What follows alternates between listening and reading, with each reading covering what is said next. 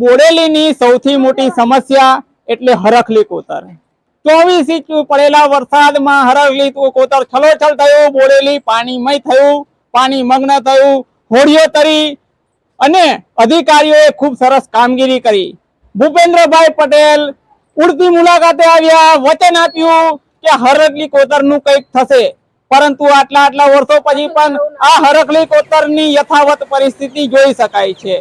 ત્યારે આ વર્ષે પણ ભારે પૂરના પગલે દીવાન ફળિયામાં દિવાલ તૂટી જવાથી આસપાસના રહીશોને ખૂબ જ મુશ્કેલી પડી રહી છે। ત્યારે હાલ આપણે ઊભા છે બોડેલીના દીવાન ફળિયામાં। દીવાન ફળિયાની મહિલાઓ સાથે વાત કરીશું કે બેન, શું સમસ્યા છે, શું પરિસ્થિતિ છે, આ ગંદકીને લઈને તમારે શું કહેવું છે એ જરીક અમારા દર્શકોને જણાવશો। આ ગંદકીને લઈને બધું ખરાબ થઈ ગયું છે, નથી જવાનો રસ્તો રહ્યો। સાહેબો આવીને ગયા, દેખીને ગયા, સરપંચ આવે છે, નગરપાલિકા થઈ છે, તો બી કશો સ્ટેપ લેતા નથી। તો અમે પછી આગળ કોઈ પગલા ભરીશું। બધા ફરિયાવાળા નગરપાલિકામાં સુવિધા હોવી જોઈએ, નહીં ચાલે ને અમે આગળ અરજી નાખીશું। દિવાલ ક્યારે તૂટી છે? 9મા મહિનાની 4મી તારીખે દિવાલ તૂટી છે, રાતે 4 વાગે। તો આ દિવાલ તૂટી એની ખબર તમે કરી છે? અરજી કરી છે, અરજી કરી છે। કોને અરજી કરી છે? મામલતદારમાં પણ કરી છે, દેખીને જાય છે, પણ કોઈ કશું કરતું જ નથી। તો નગરપાલિકા થઈ ગયું તો એમને કરવું પડે ને। છોકરા બીમાર પડે, તમારે એવું હોય, ચાલવાનો રસ્તો પણ, ઘરમાં આવવાનો પણ રસ્તો નથી અહીંયા આગળ। આ બતાવો, આ ઘર છે અમારું, આ ઘર છે અમારું, બતાવો એમને ઘર બતાવો। છે જગ્યા આગળ ચાલવાની? છોકરા કઈથી જાય? મેલેરિયા થઈ જાય છે, ઘરે બીમાર પડે છે। નગરપાલિકા થઈ ગયું તો થોડી સુવિધા આપે કે ના આપે? ભૂપેન્દ્ર સાહેબ આવે છે, દેખીને જતા રહે છે। કલેક્ટર આવે છે, તે પણ દેખીને જાય છે। પંચાયત વાળા બી બધા આવીને ગયા, પણ કશું કર્યું નથી। મામલતદાર આવે છે, કલેક્ટર આવે છે, દેખીને જતા રહે છે, કોઈ એક્શન ઉઠાવતું નથી, કોઈ કશું કરતું નથી। એને કરાવવું પડે ને, બંધ કરાવવી પડે, થઈ જવું જોઈએ। નહીં તો આગળ અરજી નાખીશું અમે, ગાંધીનગર લગીન બી જઈશું અમે, બરાબર છે? પંચાયત નગરપાલિકા થઈ ગયો તો સુવિધા હોવી જોઈએ। ત્યારે અમારે દીવાન ફળિયાની સમસ્યા છે। અમારી 9મા મહિનાની 4મી તારીખે રાત્રે વરસાદ પડેલો, 4 વાગે વરસાદ પડેલો, તેની અંદર ખૂબ પાણી આવેલું હતું। પાણી આવેલું તે આખા ગામના પાણીથી અમારી ઘર પાસે કોતર આવેલી છે, કોતરની દિવાલ, હરખલી દિવાલ જે ખરી ને તે તૂટી ગયેલી રાત્રે 4 વાગે। દિવાલ તૂટીને ખાસું નુકસાન થયેલું, ઘરમાં પાણી આવી જાય એમ પોઝિશન થઈ ગયેલી। હાલ અમારી દિવાલ તૂટી ગઈ છે।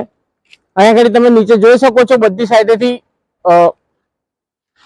નીચે બ્લોક પણ તણાઈ ગયા છે, કોઈ જાતનો રસ્તો રહ્યો નથી, ઘરે જવાનું કઈ રીતના, એ પણ એક પ્રશ્ન બની ગયો છે। અમે વારંવાર મામલતદારમાં રજૂઆત કરેલી છે, પંચાયતમાં રજૂઆત કરેલી છે, તે છતાં પણ કોઈ જાતનો અમારો પ્રશ્નનો હલ થયો નથી। કલેક્ટર સાહેબ આવ્યા હતા, જાતે આવીને ચેકઅપ કરી ગયા હતા, પણ હજુ સુધી કોઈ જાતનું કોઈ નિરાકરણ આવેલ નથી। તો અમારી સરકાર ને તંત્રને રજૂઆત છે કે વારંવાર અરજી કરવા છતાં પણ અમારો પ્રશ્ન હલ ના થાય, હલ થઈ જાય એ રીતનું કંઈક કરો। મારું નામ ખત્રી વિલાલ છે, દીવાન ફળિયાનો રહીશ છું।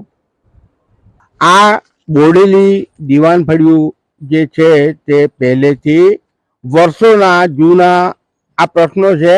એમાં આજ દિન સુધી અલીપુરા, ઢોકલિયા, બોડેલી, અલીખેરવા, ચાચક, બધી જગ્યા પરનું જૂનું પાણી બોડેલી ગટરની અંદર આવે છે, અને ગટરની અંદર આ દીવાન ફળિયાની અંદર જેનો નિકાલ કરવાનો રસ્તો કોઈ પણ જાતનો અત્યાર સુધી કોઈ પણ પંચાયતે કર્યો નથી કે મામલતદારે બી કર્યો નથી।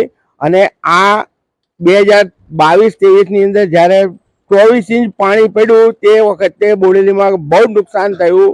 બોડેલી, અલીપુરાની અંદર બી પાણી બેસી ગયું હતું, ઢોકલિયાની અંદર, બોડેલીની અંદર, દરેક જગ્યા પર ઘરોની અંદર 10-10 ફૂટ પાણી હતા। તે ટાઈમની અંદર ભૂપેન્દ્ર પટેલ સાહેબ બીજે દિવસે બોડેલીમાં આવ્યા હતા, કલેક્ટર સાહેબ બી આવ્યા હતા, મામલતદાર બી આવ્યા હતા, પંચાયતના બધી જ પંચાયતોના સ્ટાફ બી આવ્યા હતા।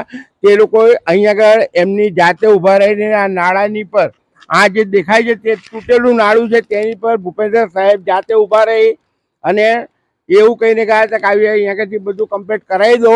બધી પંચાયતોના સરપંચ, તલાટીઓ મામલતદાર બધાની રૂબરૂમાં કહીને ગયા હતા, તેનું આજ દિન સુધી કોઈ પણ જાતનું નિરાકરણ આવ્યું નથી. અને અમારી બોડેલીની ગટરનું કોઈ પણ જાતનું સાફ સફાઈ થતી નથી.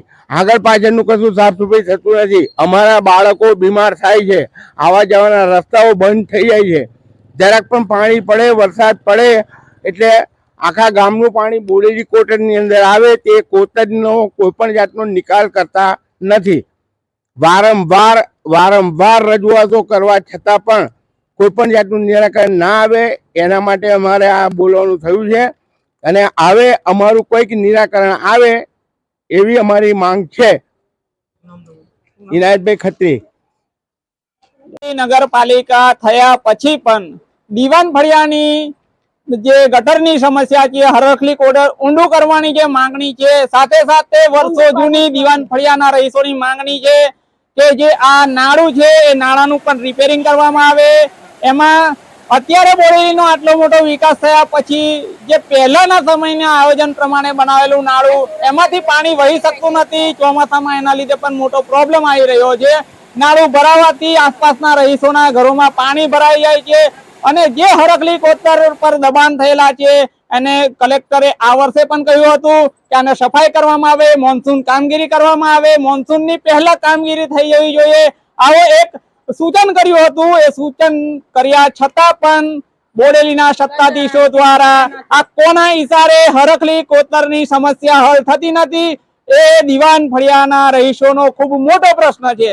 ત્યારે હવે આવનારા સમયે એ જ જોવું કે આ દીવાન ફળિયાના રહીશો કહી રહ્યા છે કે આગામી સમયમાં આ કામ ના થાય તો ગાંધીનગર સુધી જવાની પણ તૈયારી છે, સ્વાગત ઓનલાઈનમાં અરજી કરવાની પણ તૈયારી છે, અને જો છતાં પણ ના થાય તો ગાંધી ચીધિયા માર્ગે આંદોલન કરવાની દીવાન ફળિયાના રહીશોને ફરજ ના પડે અને આ દીવાન ફળિયાના રહીશોની સમસ્યાનો વહેલાસર ઉકેલ આવે એવું દીવાન ફળિયાના રહીશોની માંગણી છે. લોક દર્પણ ન્યૂઝ નેટવર્ક ગુજરાતનો પોતાનો અવાજ.